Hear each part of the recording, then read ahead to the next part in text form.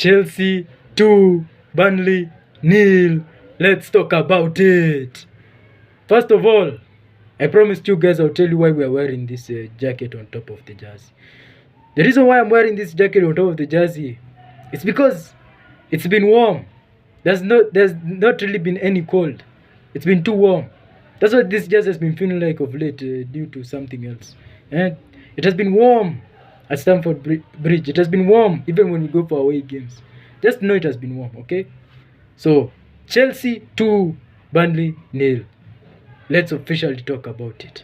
Now, the second half went the same way that the first half went. It went pretty much the same way the first half went. Andre Santos has been defensively solid. First of all, I have to appreciate that guy a lot. In this game, he has just been everywhere. Yeah, winning those duels, making sure that Chelsea remain on top. And then we have to thank again the substitutions in McGeough, Malo Gusto, and don't worry, we'll remember as we continue.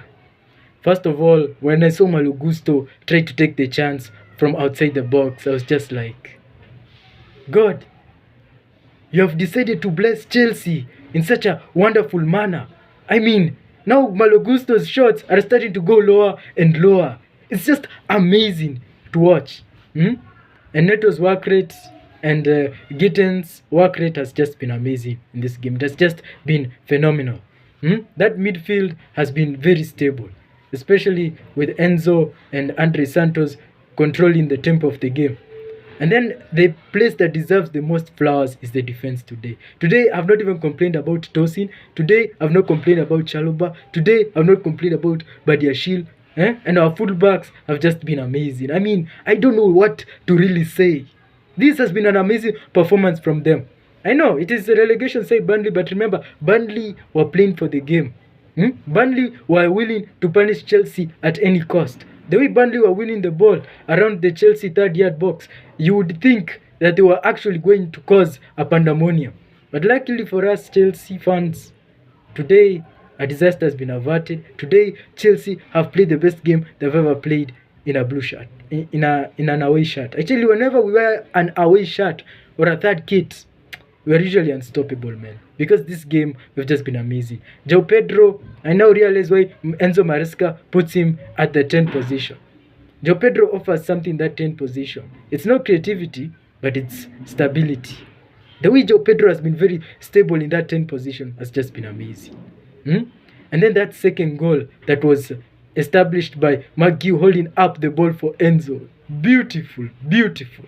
Those are the type of scenes I want to see at Chelsea most of the time. I mean, this time, that goal was just amazing. I don't know how I can explain to you. McGeough holding the ball, and then Enzo just coming, running for the ball, and goal. I mean, it's just amazing to watch my team playing very well, even without Palmer.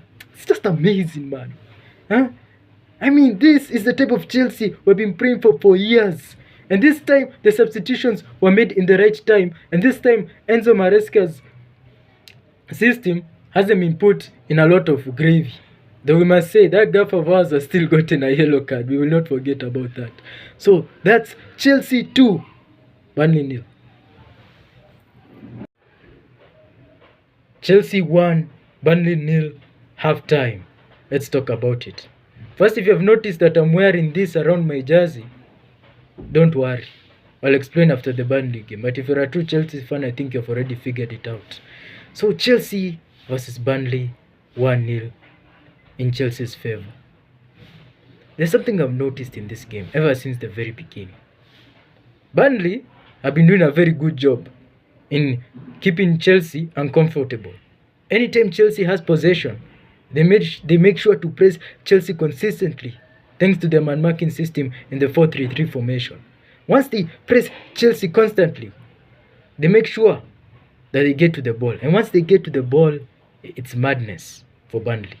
Because the way they're moving the balls very quick, you might think that they are basically trying to beat Mbappe's record of running.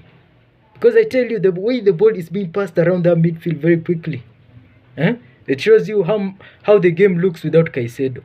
The way they're moving very quick, you might not even be able to catch even a single one of them. and they're able to get into Chelsea's final third and are capable of causing problems. Again, the transition has been good. Oguchuku has basically been making those passes possible. Jadon, I don't know. Jadon has been making those passes possible, and this Chowana has also been frustrating that Chelsea wing, especially when Cucurella is not at his post, since he has to be much higher on the field.